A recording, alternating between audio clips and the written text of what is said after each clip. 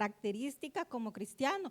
¿Por qué? Porque ahora en el mundo dicen, bueno, y ese es creyente es cristiano, sí, se viste como cristiano, usa la falda larga como cristiano, va con la Biblia como cristiano, dice que se congrega en una iglesia como cristiano, pero ¿y los actos? Ahora bien, yo en mi casa tengo unos discípulos y tengo unos maestros. Y me van a preguntar, ¿y por qué? Porque yo en mi casa, yo siempre les exhorto con la palabra. Cuando mi esposo me acompaña al trabajo, yo todos los días, mi primera cosa que hago es leer un capítulo de la Biblia. Entonces, cuando yo veo algo importante, siempre le explico y siempre le digo, mira esto y lo otro. Y estoy siempre exhortándolos a mis hijos y a él. ¿Y por qué son mis maestros? Porque usted sabe que los maestros le ponen un voto a uno.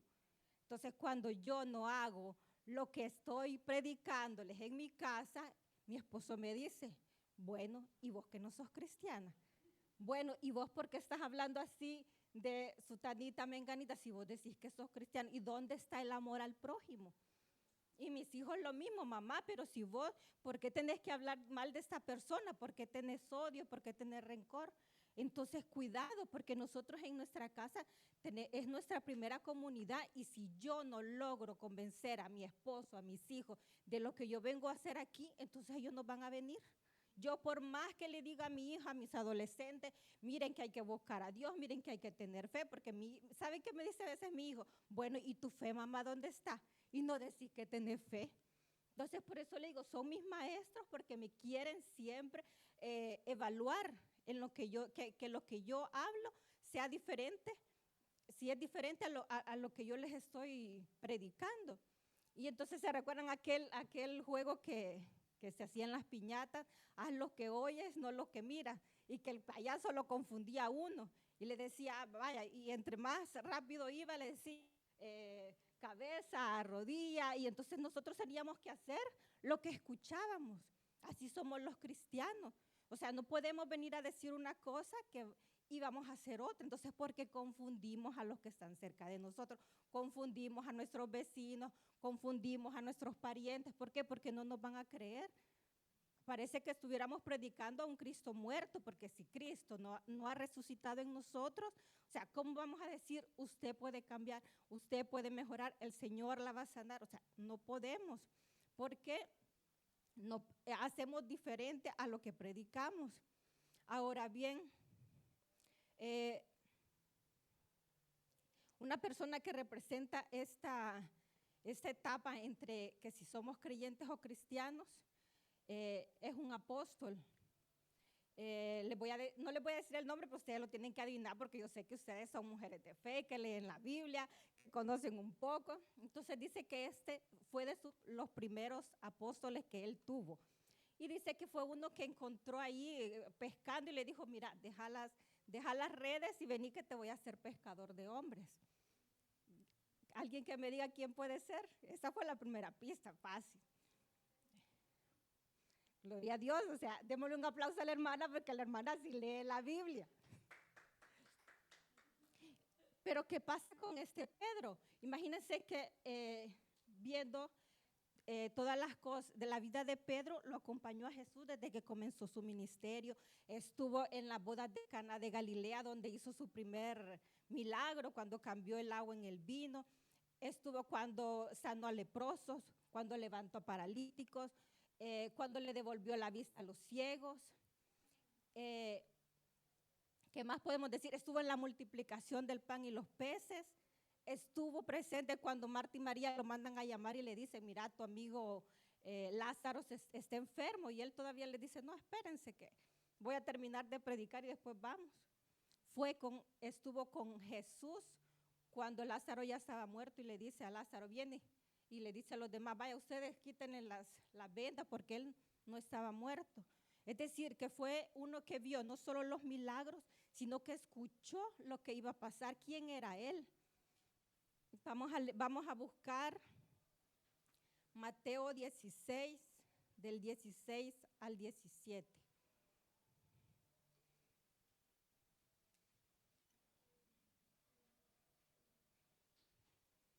Entonces Entonces dice que Jesús en una ocasión le preguntaba a todos los discípulos, bueno, ¿y quién dice la gente que soy yo? Y uno decía, bueno, dicen que eres Elías, otros que eres un profeta. Pero viene Pedro y responde, porque él siempre quería ser el primero de la clase, como no. A veces como yo quiero ser la primera de la clase. Y dice en Mateo 16, 16, 17, respondiendo Simón Pedro dijo, escuchen bien, Jesús le preguntó quién era él. Tú eres el Cristo, el Hijo del Dios viviente. Entonces le respondió Jesús, bienaventurado eres Simón, hijo de Jonás, porque no te lo reveló carne ni sangre, sino mi Padre que está en los cielos. Imagínense, él fue el primero que hizo la profesión de fe, si lo podemos decir, porque le preguntaron y él dijo, no, yo creo. Así como nosotros, como yo le preguntaba a ustedes creyentes o cristianos. Entonces, por ahí va. Entonces, ¿qué es lo que quiere decir? Además de eso, Jesús le explicó que él tenía que padecer, que él tenía que morir y le explicó a ellos detalladamente las escrituras. Imagínense que Pedro estuvo cuando fue la transfiguración en el monte Tabor. Dice que ahí se vio la gloria, ahí vio la parte como divina de Jesús, porque dice que se encontró con Moisés y Elías, y dice que él bien contento le dice, bueno, voy a hacer 3 chozas, si quieres una para Moisés, una para Elías y una para ti. O sea, vio la parte divina de Jesús, no solamente él lo acompañó, no lo vio solamente como hombre, sino que también lo vio en la parte espiritual.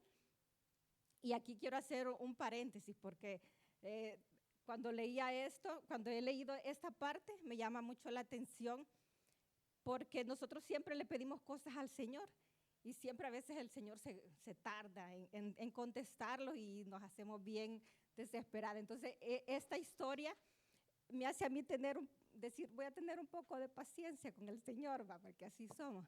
¿Por qué? Porque se recuerdan que era lo que pedía Moisés siempre cuando conoció a Jehová, que quería ver su rostro y que le decía, no le decía, porque si lo ves te vas a morir. Y le decían que sea un poquito, porque era curioso este Moisés y le decía, mira, voy a pasar, pero voy a pasar así de lado y vos me vas a tratar de no ver tanto. Y en este momento dice que se vio la gloria de Jehová. ¿Y a quién vino a conocer Moisés a la tierra? Vino a conocer al Hijo de Dios, es decir, se encontró cara a cara con el Hijo de Dios. Entonces no sabemos en qué momento Dios nos va a responder algo. Entonces, cuando yo le contaba esto a mi esposo decía, bueno, ¿y dónde estaba Moisés? Mira, eso no me lo pregunté porque Dios sabe dónde lo tenía escondido, le digo yo. Pero lo que les quiero dar a entender es que hasta ahí Pedro conoció la divinidad de Jesús. Antes de que él fuera entregado, vamos a leer, no, eso va después. Entonces, cuando a él iba a ser entregado, todavía ve cuando él se ve que su naturaleza de agresivo no se la había quitado en todos esos 3 años, porque viene, agarra el machete y le arranca la oreja al soldado y dice que Jesús rápido viene y se la pone, o sea, como queriendo decir, mira, estate tranquilo. Y si ustedes se recuerdan también, fue al único apóstol que le preguntó que si lo amaba. Y 3 veces le dijo sí, te amo. Y la última le dice, ay Señor, tú lo sabes todo, tú sabes que te amo, le dijo así. Entonces como confirmando que lo amaba. Y sin embargo Jesús más adelante vendría y le haría, le revelaría lo que iba a suceder. Y le dijo, mira, como decir, mira, ya me dijiste que me amás, pero más adelante me vas a negar 3 veces.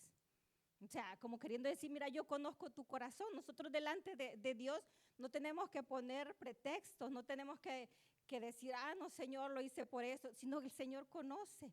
Él realmente lo que esperaba en Pedro era tal vez un poco de humildad, decirle, Señor, sí te amo, pero tal vez como que no tanto, aunque sí ya le había dicho, Señor, aunque si te llevan a la cárcel, te matan, yo ahí voy a estar. Y ahora vamos a ver, ya Jesús le había dicho que lo iba a negar. Hoy vamos a leer Mateo 26, del 69 al 75.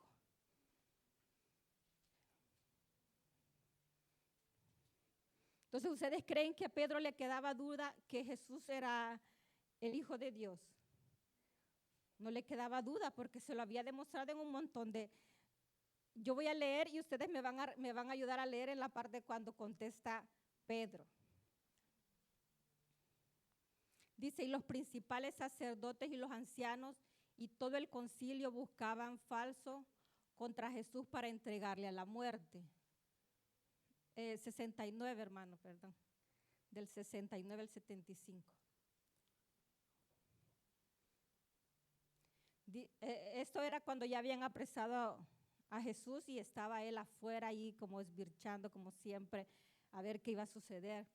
Dice que Pedro estaba sentado fuera en el patio y se le acercó una criada diciendo, ¿tú también estabas con Jesús el Galileo?, le dijo. Mas él negó todo delante de todos diciendo, ¿qué dijo? 71. Saliendo él a la puerta, le vio otra y le dijo a los que estaban ahí, también este estaba con Jesús el Nazareno. Pero él negó otra vez con juramento. No conozco al hombre. Un poco después, acercándose los que por ahí estaban, dijeron a Pedro, verdaderamente tú eres de ellos, porque aún tu manera de hablar te descubre. Entonces él comenzó a maldecir y a jurar, imagínense, no conozco al hombre, y enseguida el gallo cantó. Entonces a veces para nosotros es muy fácil con la boca decir, si yo soy cristiana, pero ahí donde tenemos que tener cuidado porque no solamente es la palabra, es el testimonio. Y si nosotros queremos estar haciendo como ese doble juego, el domingo soy cristiana y a veces que nos cuesta, aunque el domingo ser un poco cristiano, y en toda la semana vivimos una vida desordenada, que tal vez alguien en la calle nos encuentre y dice, imagínense que nosotros anduviéramos con la divisa toda la semana o con un logo de que somos cristianos. ¿Creen que la gente que nos encuentra nos creería? Porque a veces somos un poco difíciles de carácter, ¿verdad? Entonces, yo le pido al Espíritu Santo que no los deje tranquilos toda la semana hasta que les revele a ustedes en qué posición está y dependiendo de la posición que nos ayude a dar un paso más, porque es lo que queremos, llegar a la estatura del varón perfecto. Ahora bien, vamos a leer, el cuarto es el nuevo nacimiento, mi nuevo nacimiento. Y vamos a leer Juan del 3 al 6.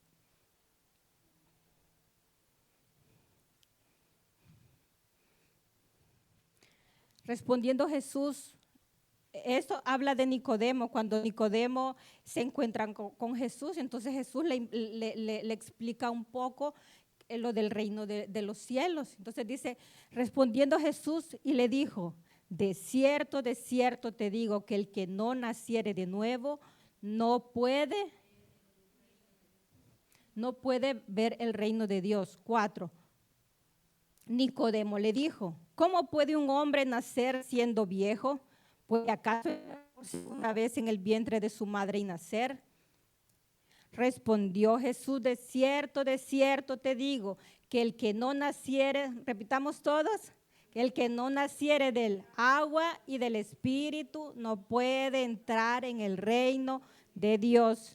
El 6, lo que es nacido de la carne y lo que es nacido del espíritu, espíritu es. Yo les he contado que a los 16 años yo tuve un encuentro con Dios, yo comencé mi vida cristiana, pero entré en esa etapa, quizás como entre los 20 y los 30, entré en la etapa del burro, en la etapa de creyente. Pero un día yo estaba en mi casa y voy a comprar las tortillas y veo que llega el bus del Taber. Yo creo que a más de alguna hermana se le contaba. Llega el bus del Taber y van bajando puras viejitas.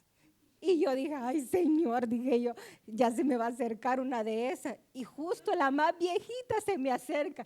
Y yo dije, lo digo con respeto, pero en ese momento dije, ay Señor, dije yo, voy a aceptar porque al menos que esta viejecita diga, al menos esta alma perdida me voy a llevar. Y entonces me acuerdo que ella me leyó un versículo de la Biblia y yo hice mi profesión de fe. Pero una cosa importante es que al que Dios va a usar, Dios lo va capacitando, lo va preparando. Aunque ustedes no lo crean, nosotros estamos en los planes de Dios. Y todo es un proceso, porque mi vida siempre ha estado que quiero buscar las cosas de Dios, pero a veces las cosas de carne me alejaban, a veces los problemas, a veces que uno es joven, quiere hacer cosas diferentes. Y entonces pasó unos meses después, yo pasando el canal, encontré el canal del Taber, estaba el pastor todavía, el pastor general, o sea, tanto tiempo atrás. Y yo estaba muy emproblemada, muy deprimida, muy triste. Y me recuerdo que empecé a escuchar, como decía mi mamá, vos estás loca, decía, porque vos vas los jueves y los domingos a la misa, dice, y vos el viernes, porque yo empecé a frecuentar los viernes de milagro después de que yo escuché al pastor. Y me recuerdo que esa vez lo que decía el pastor era lo que a mí me estaba pasando. La palabra me confrontó. El Señor me pegó ahí mis hinchazos, pero al mismo tiempo me hizo ver su amor, que Él siempre, a pesar de que yo era una persona rebelde para Él siempre me iba a andar buscando. Él, como sea, me iba a hacer llegar a sus pies. Y como dicen, a veces queremos por palos y a veces queremos ir obedientes al Señor. Y entonces, bueno, eso fue en El Salvador. Estando aquí, me encuentro con esa amiga que me había llevado a los viernes de milagro. Y me dice, vamos al Taber, y yo empecé a asistir a la iglesia.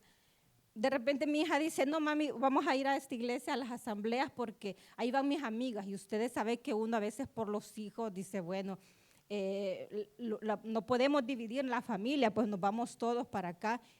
Y me recuerdo que el pastor, cuando nosotros llegamos la primera vez, nos preguntó si éramos cristianos y nosotros todos contentos. Sí, pastor, somos cristianos y que nos congregábamos aquí, pero hoy que vamos a estar en esta iglesia. Bueno, gloria a Dios, dice el pastor. Espero que no me vaya a oír el pastor Gustavo en esta ocasión, porque ya les voy a contar lo que pasó.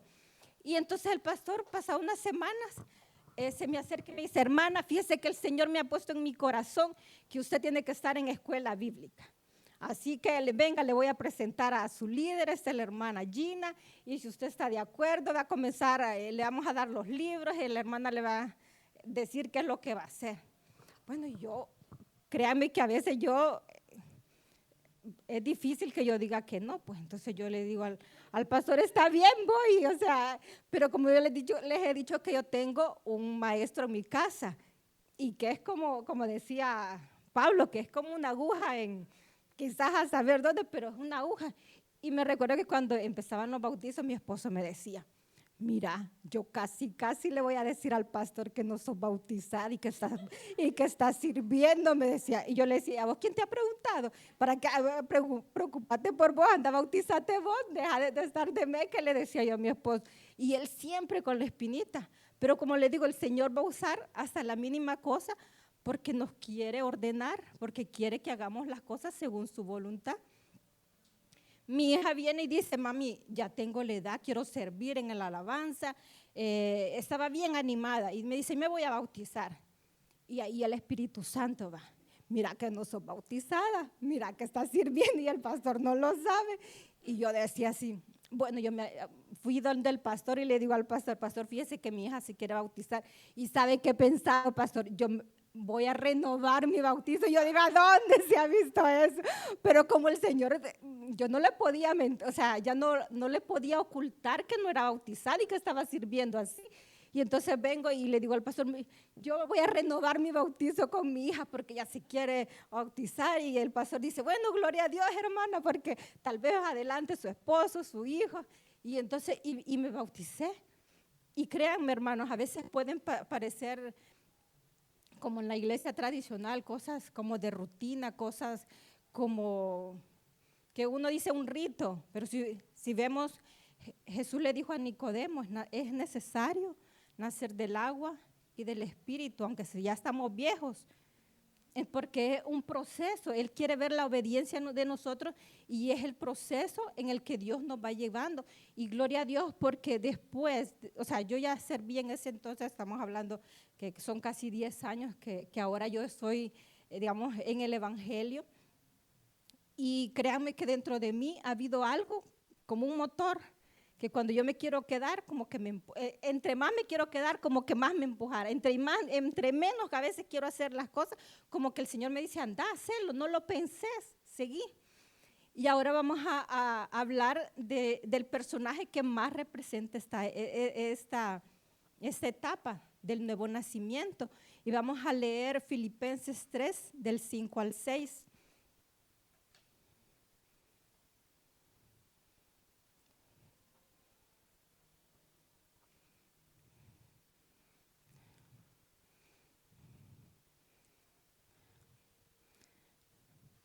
Este es el personaje del que vamos a hablar ahorita. Él se decía circuncidado al 8º día, del linaje de Israel, de la tribu de Benjamín, hebreo de hebreos en cuanto a la ley, fariseo. 6. En cuanto a celo, perseguidor de la iglesia, en cuanto a la justicia que es en la ley, irreprensible. Es decir, que este es Saulo de Tarso, las 613 leyes que existían él, porque dice que estuvo con Gamaliel. ¿Quién era Gamaliel? Era uno de los eruditos de aquella época, un gran teólogo. Entonces él dice que era perseguidor de la iglesia. ¿Por qué? Porque para él los cristianos o los del camino, como le llamaban, eran una secta que había llegado a arruinar la sana doctrina. Y dice que se va al rey porque como era romano, él podía entrar y salir de cualquier lugar como los americanos.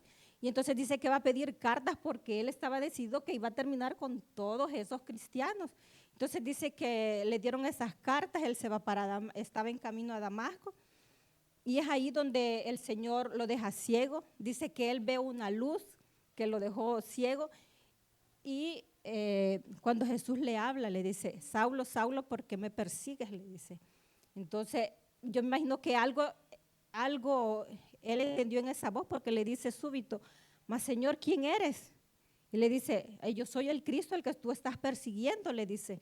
Entonces, ¿qué autoridad tenía esa voz para que Saulo, uno que era un asesino de cristianos, le diga que Cristo, el fundador de esa secta, lo está llamando? Es porque la voz tenía algo en su corazón, lo hizo creer que realmente tenía que obedecer lo que él estaba diciendo.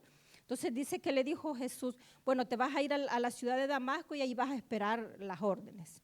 En el tiempo estaba Ananías, dice que tuvo un sueño y vio a Jesús, y viene Jesús y le dice, vaya, mira, me vas a ir a ungir a este Saulo de Tarso. Y él, aunque imagínense en el sueño, nosotros a veces hasta en el sueño somos rebeldes con el Señor, dice que le dijo, más Señor, si este es el que mata a los cristianos, ¿y qué me mandas a hacer con este que no sabe que apenas pongo un pie? Y, le dice, y vamos a leer lo que le dice el Señor, porque a mí me encanta cómo el Señor va desarrollando, cómo hila todas las cosas el Señor. Vamos a leer Hechos 9, 15, 18.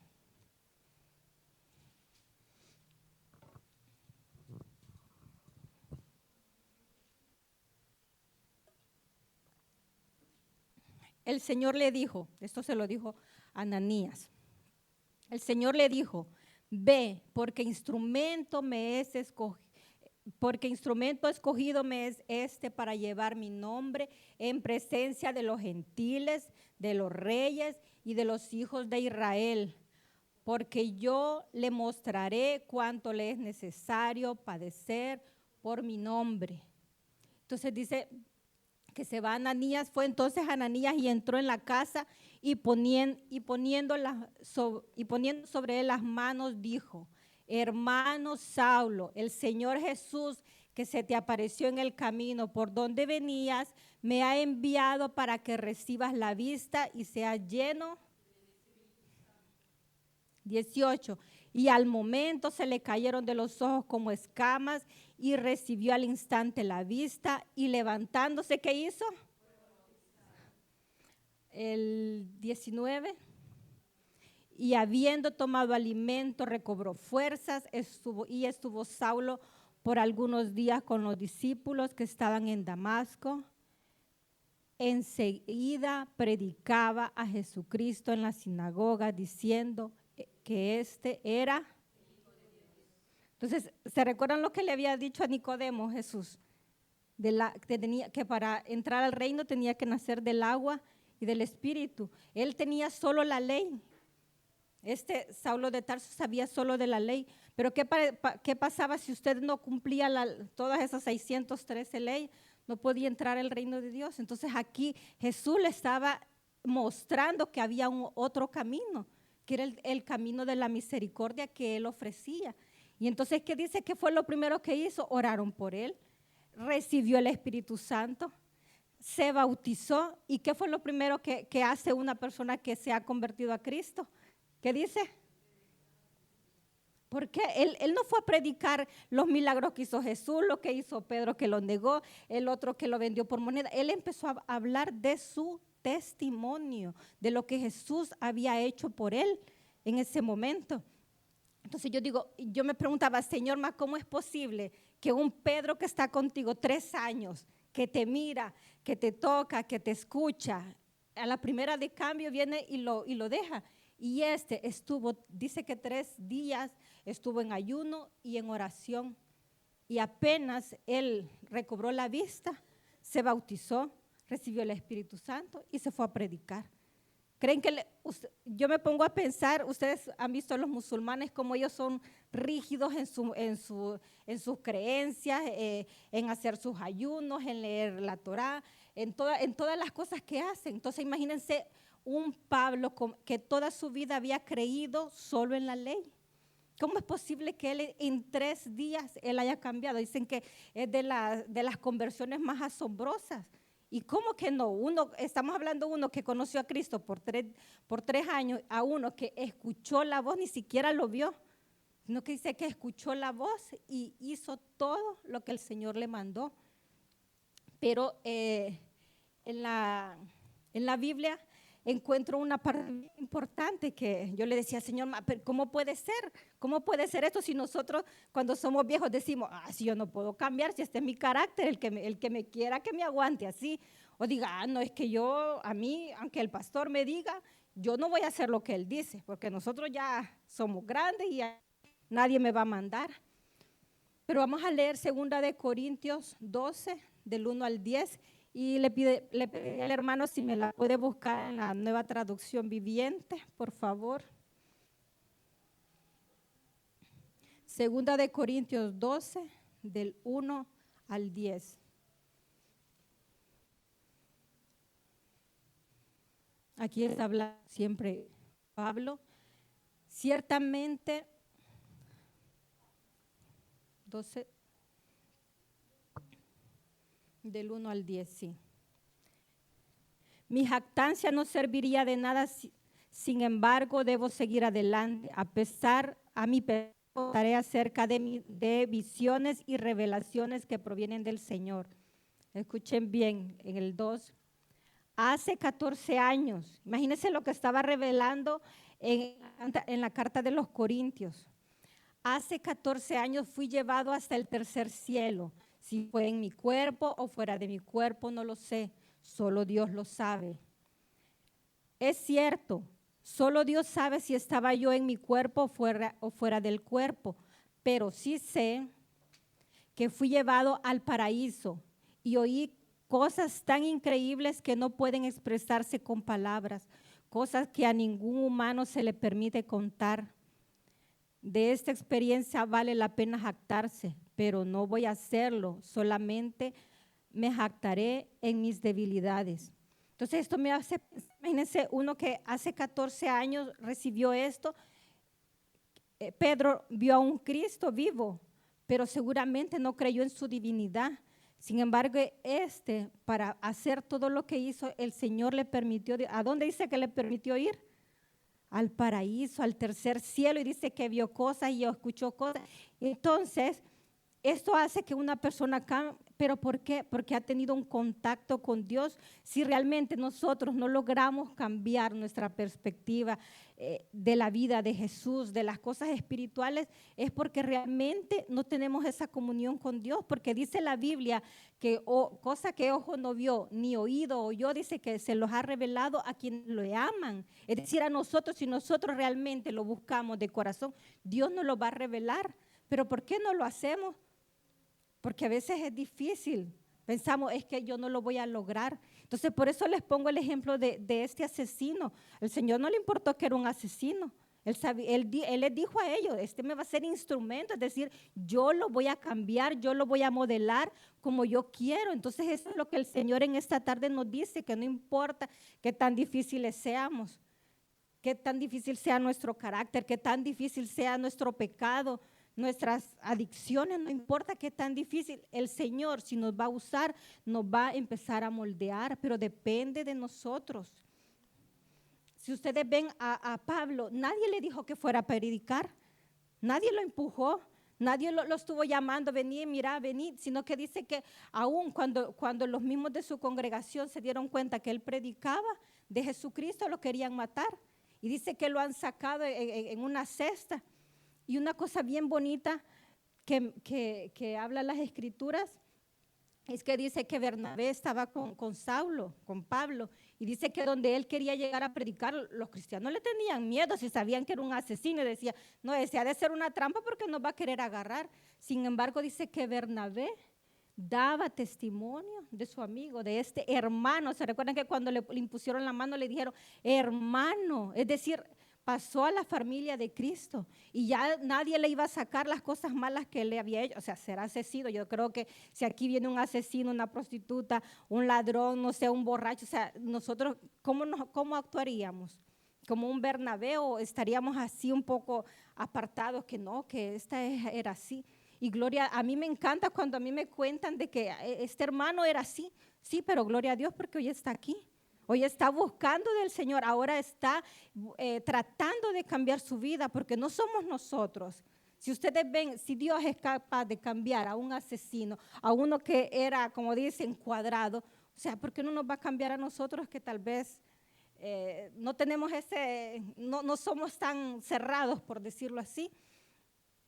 Entonces, pensemos en esta semana en estas 4 etapas y tomemos en serio nuestro papel como cristianos, porque nosotros nos podemos decir que vamos a venir a la iglesia, hoy sí, mañana no, hoy tengo ganas, no tengo ganas. No, porque es un servicio al Señor, porque es una entrega al Señor, porque yo estoy necesitada de la palabra de Dios, quiero escuchar, yo quiero alabarle, yo quiero glorificarle. ¿Y dónde lo voy a hacer?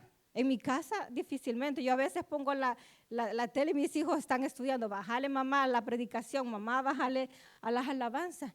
Entonces, ¿en qué lugar yo me siento libre para hacerlo? Este es un buen lugar. No solo lo vamos a hacer aquí, lo vamos a hacer en el trabajo, vamos a orar siempre. Pero, pero quiero que ustedes en esta semana piensen si es necesario para cada uno de nosotros nacer de nuevo. Si nosotros pensamos que necesitamos nacer de nuevo, dejémosle todo en las manos al Señor. Él lo va a hacer. Nosotros tenemos que solo entregarle, rendir nuestra voluntad a Él como lo hizo Saulo de Tarso, que él se rindió a pesar de su mente cuadrada, a pesar de todo lo que él creía, él se rindió al Señor. Así que hagamos esta práctica toda la semana, pidamos en oración al Espíritu Santo que nos muestre, que nos guíe, que nos ayude, que nos sustente. Y para terminar, uno de mis discípulos, les quiero comentar una cosa de uno de mis discípulos, porque quieras o no, esto, aunque a nuestros hijos un poco los asusta. Mi esposo me decía hace un par de semanas con esto de las guerras, ahora de Israel con Irán, y él me decía, ay, me dice, a mí no me ha gustado nacer en esta época. ¿Por qué? Le digo yo, porque sabes que siento un miedo, me dice, de que sea la venida de Cristo, me dice. Y yo no sé, porque lo que dice la palabra, y vamos a leer Mateo 24 del 6 al 8, y después vamos a leer del 13 al 14 la respuesta. Y no solo, imagínense mi esposo, a veces nuestros hijos están atemorizados por la guerra, por lo que escuchan por la radio, y nosotros nos apegamos más a veces a las cosas del mundo, a la noticia del mundo, que a la noticia de la palabra de Dios. Y en Mateo dice, y oiréis de guerras y rumores de guerras. Mirad que no os turbéis, porque es necesario que todo esto acontezca, pero aún no es el fin. Porque se levantará nación contra nación y reino contra reino, y habrá pestes y hambres y terremotos en diferentes lugares. Esto será principio de dolores. Y vamos a saltar al 13 y al 14. Mas el que persevere hasta el fin, y será predicado este evangelio del reino en todo el mundo para testimonio a todas las naciones. Y entonces, ¿y saben qué le decía yo a mi esposo ese día? Y yo le leía después, el Señor me lo regaló y yo se lo leía después a mi esposo y le digo, ¿qué es más importante para vos? Pensar que va a ser la venida de Cristo, que vas a ver la guerra, las epidemias, todo lo que está escrito aquí, o que el Señor te encuentra haciendo una cosa diferente de lo que te manda la palabra. Porque esa tendría que ser nuestra preocupación ahorita. Lo que va a pasar, nosotros no lo sabemos, si nos vamos a morir, si vamos a tener una epidemia, si vamos a estar en guerra. No, eso no le compete a Dios. Pero ¿cuál es nuestro papel como cristianos? ¿Qué es lo que decía ahí?